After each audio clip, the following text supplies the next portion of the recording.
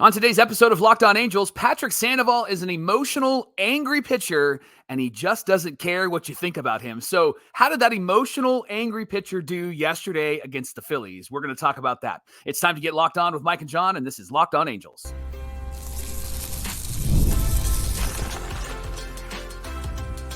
You are Locked On Angels, your daily Los Angeles Angels podcast. Part of the Locked On Podcast Network, your team every day. Thanks for making Locked On Angels your first listen of the day. You can find us anywhere you get your podcasts, including Apple Podcasts, Spotify, and SiriusXM by searching Locked On Angels. And if you'd like to get back to the Super Halo Bros for all the Super Halo content, here's some things that you can do. Leave us a rate and a review on Apple Podcasts. If you're watching on YouTube, hit that thumbs up button.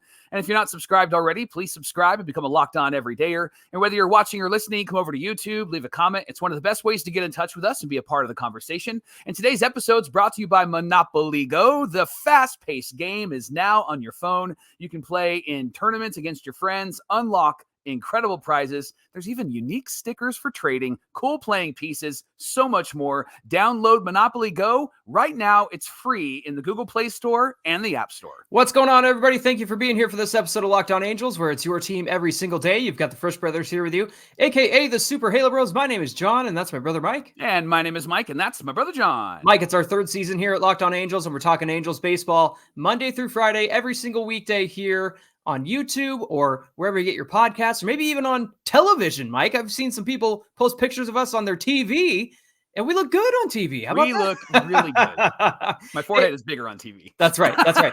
HD, 4K, all that good stuff. My five head.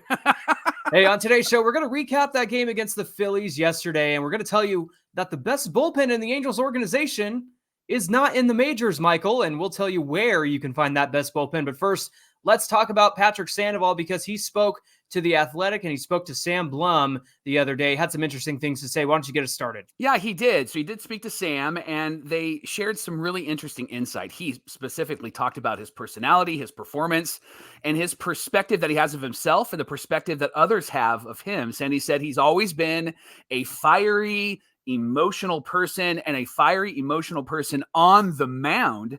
But he also said that when he's off the field, his persona is very, very different. He's kind of a quiet guy. And we saw that, John. Remember when Ron Washington got introduced, Sandy was at that press conference. And then afterwards, he was talking with Wash and a few other players. And Sandy was just kind of quiet with his arms in his pocket. He's kind of there. Yeah. Hey, man. You know, like it was just like, who is that? That's not right. Patrick Sandoval. Well, you right? can see that in the dugout, too. You can see that when he's hanging out with the other guys. Yeah. So he has said when he gets upset, the emotion that he's feeling and he's expressing, it can be interpreted as him being upset with a teammate that makes a mistake. But Sandoval said his anger and his reactions are just instinctual. In fact, he said when something bad happens, I just get frustrated at the result. And so that is him kind of explaining why you see him get mad, or why you see him, yell into his glove, why you see him do some of the things that you see him do on the mound. Sandoval said that he's become far more cognizant and concerned about how people interpreted his reactions on the mound. And because of that, he said he's managed his demeanor in a way that he believes has actually hindered him. He says that he's keeping things bottled inside and not letting the quote unquote pissed off part of him show off. Sandy believes that has affected his play. And now he says he's going to start letting that anger flash a little bit more when needed. Mike, you and I have spoken about it. Mm-hmm. Countless others have spoken about Sandoval's reactions on the mound. And so it's not surprising that this has become a topic of conversation and something that he's become aware of, right? Yeah. And he said, according to like what he's heard and what he's seen, he said that it's gotten to a point where he would have to consciously be aware of other people's feelings. And he said, it's just not who I am on the mound. I turn into a different person.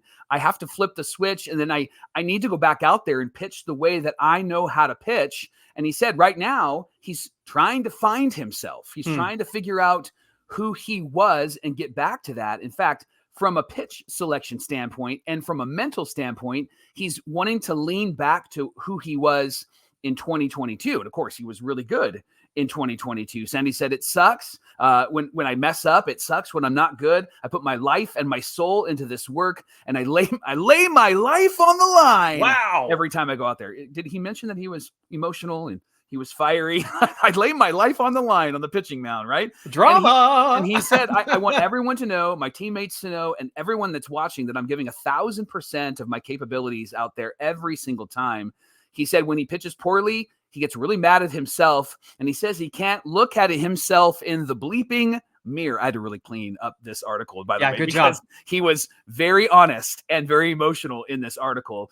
When asked if that self-directed anger could be hindering him, Sandoval pushed back. He said, for me, it's something that locks me in a bit more. I can't let anyone take that away from me. I feel like I've lost that the last couple of years, subconsciously thinking about what others are thinking about or how they're going to react to me. And I just can't do that anymore. Yeah, Sandoval also said, when I was going well in 2022, I was a pissed off guy. I let the outside noise dictate how I act on the mound right now.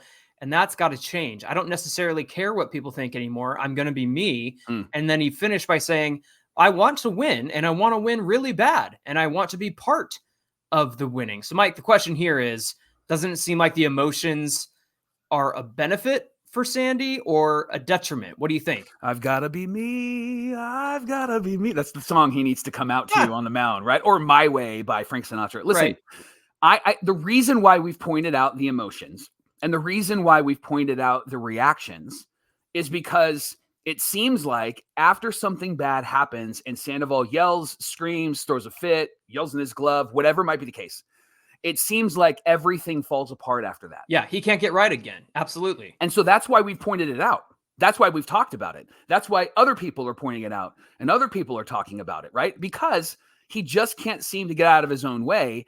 And then when he's messing up, he's now messing up and he's throwing a fit. And so that's why people have addressed it and why we thought maybe he needs to like relax or do this or do that. And isn't it part of being an athletic superstar, being on a major league club? Isn't it a part of being somebody who's talented enough to be out there? The talent is also the maturity Composure. that comes out of you. There's the word I'm looking for. The composure. I'm convinced, and maybe I'm wrong, and correct me if I'm wrong. I'm convinced that in really heavy and heated moments, you have to have composure because you're already fighting against all of the elements of the crowd, the pitcher on the mound, the batter, the umpire, the defense, whatever, right? But then you're also adding a layer when you're throwing fits and you've got emotion and your heart's racing. And like, that just feels like if you can control that, then I feel like you can control your environment a bit more because guys like Kobe Bryant, Michael Jordan, LeBron James, basketball analogies usually get referenced in this moment, but like when they're in the zone or NBA, what is it? NBA Live, he's on fire or whatever, right? NBA Jam, I think it was. Yes. Yeah, Jam. Like you get in the zone and everything you throw up is good. It's because you're able to block out everything that's happening around you. And you hear even baseball players say that. You just block out everything that's happening around you and you're not hearing the noise. You're just focused in, you're tunneled in. Davis Daniel even talked about that. Like when you know you're going well, it's just you and the batter and the catcher.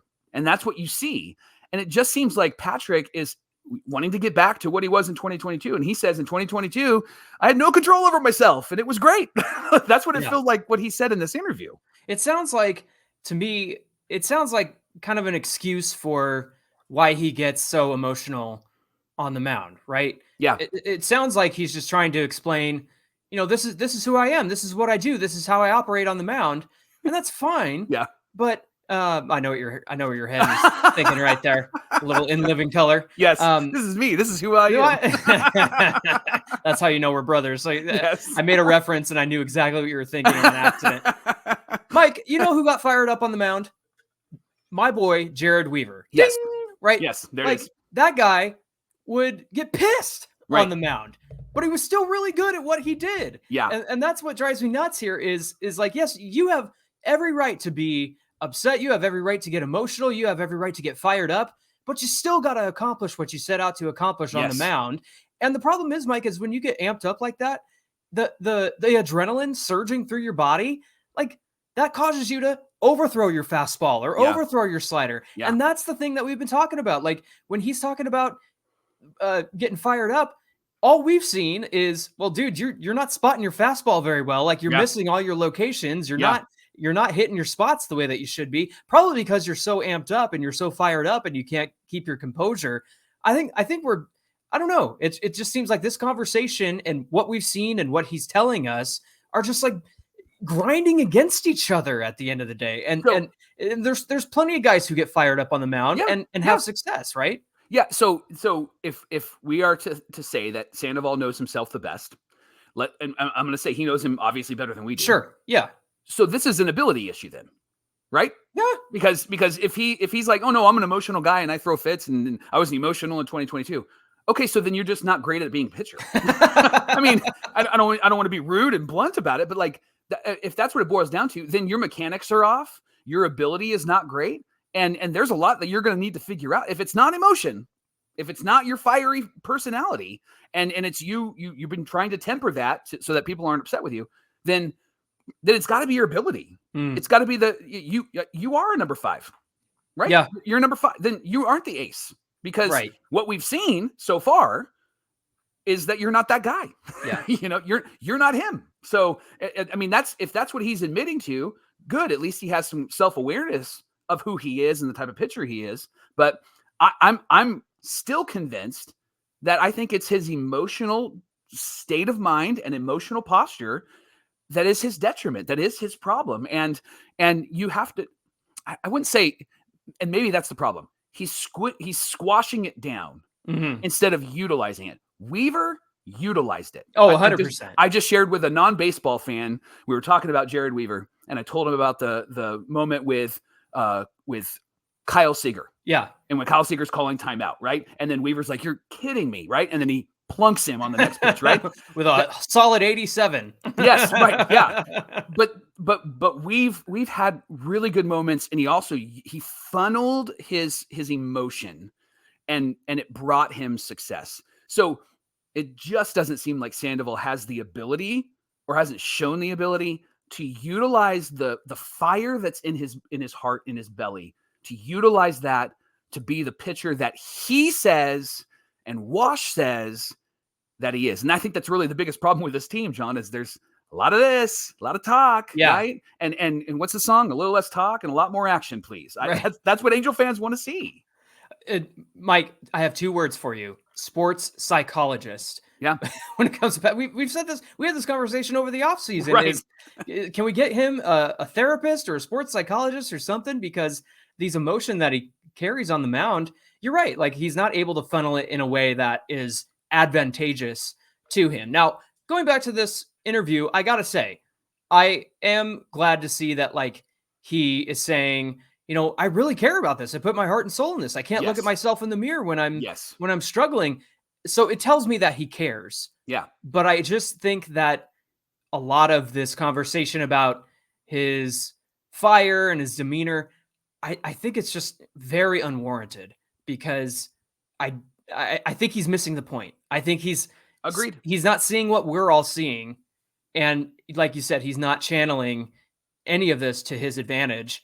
And that's what the pros do. That's what the really good pitchers do. So I think you're right. I think it does come down to an ability at the end of the day. Hey, thanks for making Locked On Angels your first listen every single day. The Angels are playing the Guardians on Friday at 4:10 Pacific time. Great. The first place Guardians, as if our schedule wasn't hard enough already. We went from one first place team to another. Right. Jose Soriano is going to be on the mound in this one. Mike, flip a coin, because I want to know which Jose Soriano we're going to get on Friday when he takes the mound. You can catch every pitch of the Angels hometown broadcast with SiriusXM on the SXM app. Just search Angels. Coming up on Locked On Angels, how did Sandy do against the Phillies? Well, we're going to get into the game. We're going to get into his performance. And we're going to talk about all of that coming right up. Locked On Angels is brought to you by our friends at FanDuel. It's playoff time in the NBA and the NHL. Baseball obviously is in full swing. We're already a month in. That's exciting. And FanDuel is your best place to make a bet on every game. Right now, new customers get $150 in bonus bets guaranteed. Win or lose, that's $150 just for you. You can bet on everything from slap shots to home runs to slam dunks. And it's all in an app that's safe and secure and easy to use. So what are you waiting for? Visit FanDuel.com/lockedon and make your first bet an automatic win. FanDuel is America's #1 sportsbook. And Locked On Angels is also brought to you by our friends at Monopoly Go. John, I'm a huge fan of Monopoly. Oh, I bet you are. You and I and my wife, when you were a young kid, right, growing up, we would have Sunday afternoon Monopoly games, and we would play it all of the time. And you would cry, and I would win, and it'd be a whole lot of fun. You remember that? No, I don't remember the crying part. Oh, you don't remember the crying part? No. I definitely remember the crying part. If we had phones that would record, I would have recorded it, but we didn't have that. We had flip phones, Nokias, right? So Monopoly Go is what I'm talking about, and they are fantastic. It's been downloaded over 150 million times, and it has a great twist on the regular Monopoly game, but it's on your phone, and there's so much that you can do. There's all sorts of new board playing games that you can participate in. They have ways to build amazing cities. You can win big money. You should download Monopoly Go right now. Play against your friends, play against your family. Maybe they'll cry, or maybe you will if you get beat. But download the game right now. Monopoly Go, free in the App Store and the Google Play Store.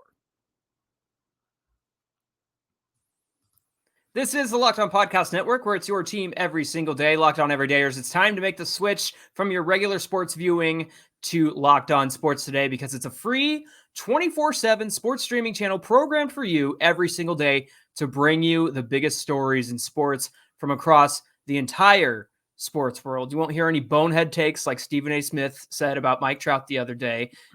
Mike's rolling his eyes if you're listening on the audio side. Locked On Sports Today brings you can't miss analysis, opinions, news, streaming 24/7 on YouTube or the free Amazon Fire TV channels app. It's part of the Locked On Podcast Network, where it's your team every day. And speaking of your team every day, the Angels are playing the Guardians on Friday, 4:10 Pacific time. You can catch every pitch of the Angels' hometown broadcast with SiriusXM on the SXM app. Just search Angels. Johnny, can I just bring up a thought here?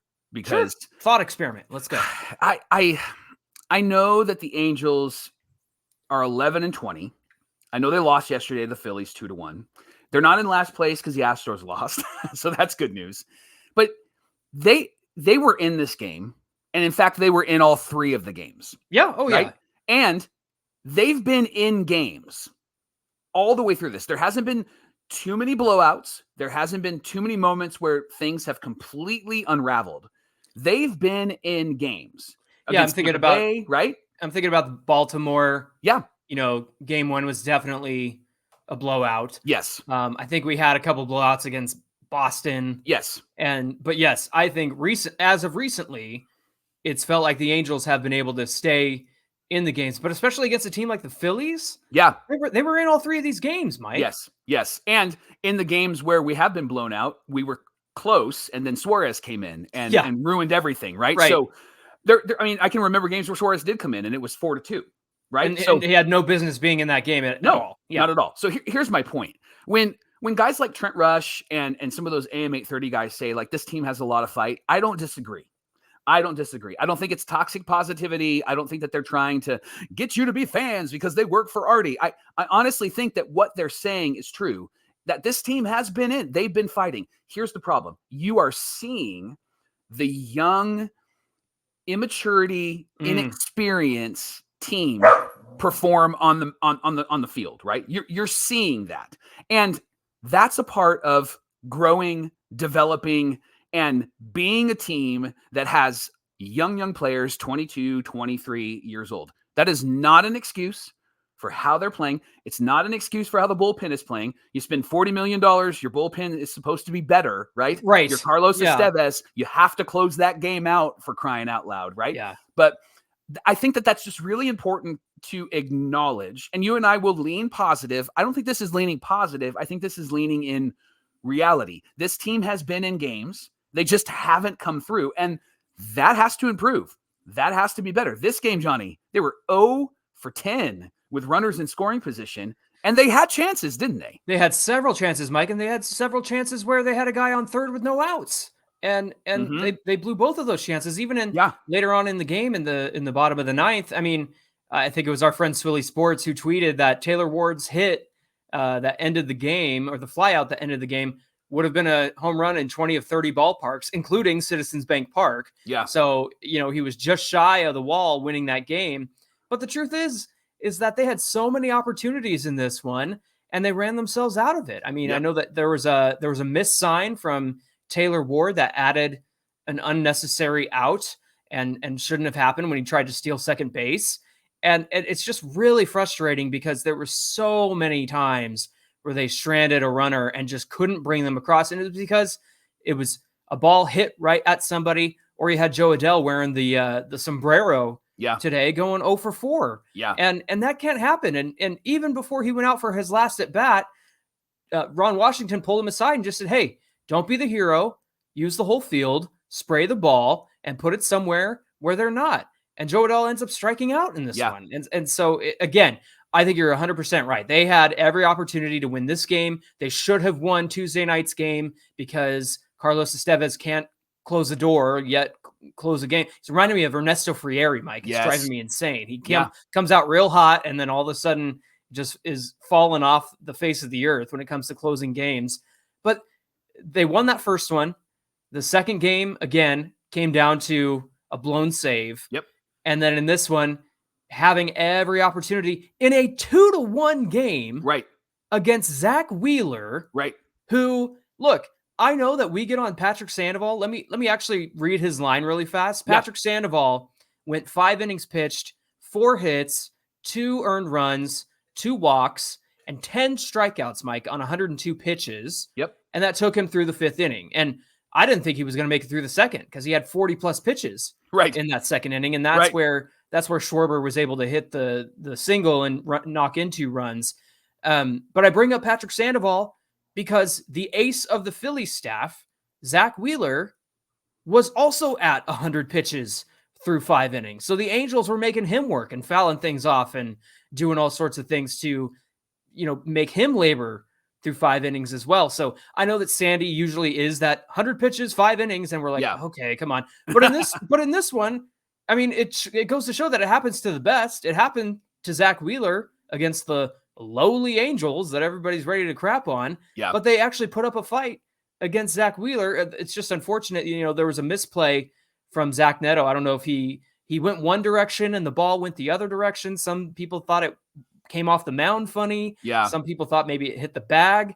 But that's really where the only issue in this game came from. And I know that the bullpen had a little bit of traffic on the bases, but they came out and did their job as well. So they're in every game, especially in this Phillies series. And it's just so frustrating that they weren't able to come away with a series when they haven't won a series in a month, Mike. Yeah, right. And it's moments like this. And I hesitate because I really like Ron Washington, but it's moments like this where I really need him, not just to be the rah-rah guy, where I need him to manage. So 2 examples. You brought up the first one when we talked about Estevez. A 10+ ERA when he has no rest and he has to get 4 outs, right? That somebody has to say something to him. So maybe that's not really a Wash issue. That's a Ray Montgomery issue. Somebody has to say, bro, we can't go to him because he's not good in this situation. Yeah. But second thing, yesterday, give me a bunt. No outs, right? Runner at third, bunt it towards first base, right? Like, I think this is where Wash has to go. Yeah, I know it's Joe Adell, but here we go. I'm giving you the sign. I need you to lay down, right? I need you to lay down a bunt. And they were doing it all spring. Right. So and then they had first and third with 1 out. Like, give me a bunt. Like, I need you to move the runners over. I need you to get that runner in from they're 1 run away. All they have to do is move the runners over, and they're swinging and missing, or they're watching pitches go by. And Taylor Ward needs to stop sitting down the first 2 pitches, because those first 2 pitches come in and they're usually right down the pipe, and people know that they're right down the pipe. My friend Ben, who is a Locked On Everydayer, pointed out that Shawnuel was always taking the first pitch. You know why he's starting to hit again? Because he's swinging at that first pitch and they're throwing a strike and he's making contact. So these are little things that need to be pivoted and adjusted. Ron, I love the pep talk. I love when he talked to Amir Garrett. I love all of that, but I also need him to coach. I need him to manage and just go, you're bunting here because we have to get that run. We have to move that runner. You have to make contact because you haven't been making contact all day. Yeah. It's funny because to me, putting the ball in play is like averse to the offense and the pitching, because the reason why, I mean, look, it's really impressive. Sandoval had 10 strikeouts. Yeah. Right. Super impressive. Way to go. Rah, rah, rah. But the fact is he's so afraid to put the ball in play or let the hitter at the plate put the ball in play that That's why he had 102 pitches Yeah. through 5 innings. It's because he's trying to strike everybody out. This is a conversation you and I have had over many seasons of Locked On Angels when it comes to Reed Detmers, when it comes to Patrick Sandoval. These guys are trying to strike everybody out because they're so afraid to have the ball be put in play. And then on the flip side of the offense, these guys can't put the ball in play when you need to the most. And like you said, it's got to be a bunt. It's got to be a sac fly. You got to get it out of the infield, for crying out loud. Yeah. And they didn't do it. And that's why they found themselves on the losing end yesterday. And now we have the Guardians on Friday. Like, I mean, it doesn't get any easier, but the Angels can make it a bit easier for themselves if they just make contact. That's really all that they have to do. And even, and Wash has to manage and have them bunt things over, because they have to be able to move runners into scoring position and move runners in. They have to play some kind of chaotic, dangerous baseball right now. That's all that they can really do, especially when you lose guys like Mike Trout and Anthony Rendon. You've got to rely on that chaotic brand of baseball at this point. Today's episode is brought to you by our friends at Prize Picks. Prize Picks is the largest daily sports fantasy platform in North America, and they're the easiest and most exciting way to play daily fantasy sports. You're not battling thousands of other players, even pros and sharks. It's just you against the numbers. Super simple. Here's what you do. You download the app, you log in, and then immediately you're playing, and you get to pick between 2 and 6 players and decide if they're going to produce more or less than the projected stat. I'm not good at this, and I'm good at this. I just want you to know. So John's good at fantasy. I'm not. But it's been so easy and so fun for me to play, picking who's going to strike out this many people or who's going to hit home runs. And they give you the stat, and then you have to decide. And just between you and me, it's pretty easy, because the stat is easy to go, no, they're going to do more than that or going to do less than that. The number they pick makes it really simple for you. So you need to download the Prize Pick app today, enter our promo code LOCKEDONMLB for a first deposit match of up to $100. Again, download the app, enter our promo code LOCKEDONMLB, first deposit match of up to $100. Join Prize Picks today. Pick more, pick less. It's that easy. Mike, what if I told you that the best bullpen in the Halos organization is not the one that Perry Manassian spent $40 million on, Michael? I'd believe you. The best bullpen is the bullpen for our AA affiliate, the Rocket City Trash Pandas. Tell me you're surprised that the best is coming from AA once again, like it's been for the last few years. They currently have the lowest ERA in their league at 1.80 entering yesterday. So who in this pen are we familiar with? Are Locked On Everydayers familiar with? Mike, why don't we go down the list here? I'm going to start with Eric Torres. He was a 2021 pick for the Halos in the 14th round. Right now, Johnny has a 2.84 ERA in 5 games, 6 1/3 innings pitched, 11 Ks, and a 1.42 whip. Hayden Sieg is another guy in the bullpen, 1-0, a .82. We saw him in spring training, by the way. 0.82 ERA, 8 games, 1 save, 11 innings, 12 Ks, a 1.09 whip. Really good. And then Johnny, Nick Jones, another 2021 draft pick in the 8th round, 1-1, 2.16 ERA, 7 games, 8 1/3 innings pitched, 10 Ks. Get this, 0.84 walks and hits per innings pitched. Where's the rest of that guy? There's only an eighth of them out there. Mason Urla, Mike, is also a 2021 pick in the 17th round. Hey, how about that all pitchers draft? And people often ask, like, where are those guys? Well, here they are. Here they are in the Trash Pandas bullpen.